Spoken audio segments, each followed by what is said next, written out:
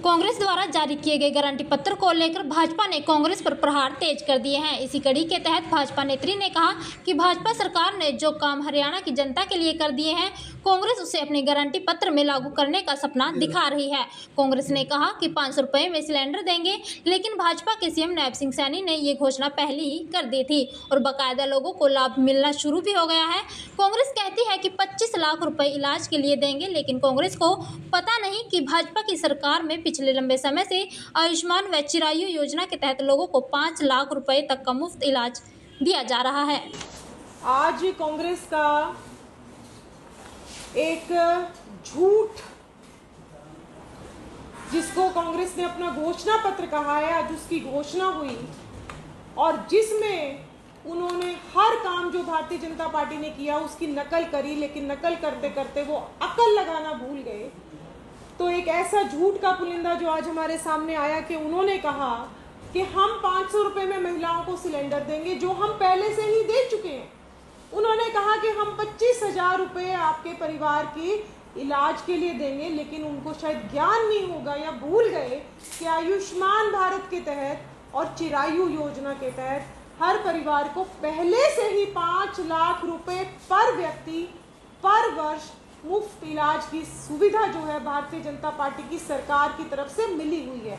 उन्होंने किसानों की एमएसपी की बात करी, तो वो ये भी भूल गए शायद कि हमारे मुख्यमंत्री 24 फसलों पर हरियाणा में पहले ही एमएसपी की घोषणा कर चुके हैं और 24 फसलें ही नहीं, उन्होंने एक प्रण लिया कि हरियाणा का अन्नदाता जो भी बोएगा एक एक दाना मैं खरीदूंगा। इसकी चिंता हमारे मुख्यमंत्री ने करी और फिर वो बात कर रहे हैं पिछड़ों को अधिकार देने की। तो मैं आज हुड्डा साहब से पूछना चाहती हूँ कि पिछड़ों को अधिकार तो हमने दिया, पिछड़ा मुख्यमंत्री बनाकर, गरीब किसान के बेटे को मुख्यमंत्री बनाकर, हुड्डा साहब क्या आप भी अपनी पार्टी में से किसी पिछड़े कार्यकर्ता को मुख्यमंत्री बनने का कभी सौभाग्य दोगे क्या? फिर आपने कहा कि हम युवाओं को सुरक्षित भविष्य देंगे। मैं आपसे पूछना चाहती हूँ, सारी नौकरियां बेचकर, सारी नौकरियां नेताओं के पैरों में नमन करके फिर से बांटने का प्लान है आपका? तो और इस तरीके से क्या युवाओं का भविष्य सुरक्षित होगा? पहली बार भारतीय जनता पार्टी की सरकार ने पिछले 10 वर्षों में ये सुनिश्चित किया कि एक भी नौकरी अगर किसी को युवा को मिलेगी तो ईमानदारी के आधार पर मिलेगी। एक पारदर्शी व्यवस्था भारतीय जनता पार्टी की सरकार ने हरियाणा में बनाई और इससे सुरक्षित भविष्य आज युवाओं का कोई भी सरकार भारतीय जनता पार्टी के अलावा दे नहीं सकती। और आपने कहा 500 रुपए में सिलेंडर देंगे। अरे जो पहले से ही मिल रहा है उसको आप आके क्या परिवर्तित करेंगे? हम तो दे रहे हैं, आप कह रहे हो कि हम देंगे, तो कुछ तो दिमाग लगा लेते। ये है कांग्रेस का झूठ का पुलिंदा। और कल और जो महिलाओं के सशक्तिकरण की बात आप हुड्डा साहब करते हो, तो 50% महिलाओं को हरियाणा में पंचायती राज में आरक्षण किसने दिया? भारतीय जनता पार्टी ने। 33% विधायक हो चाहे सांसद हो, नारी शक्ति वंदन के माध्यम से किसने दिया आरक्षण? मोदी जी ने दिया आरक्षण।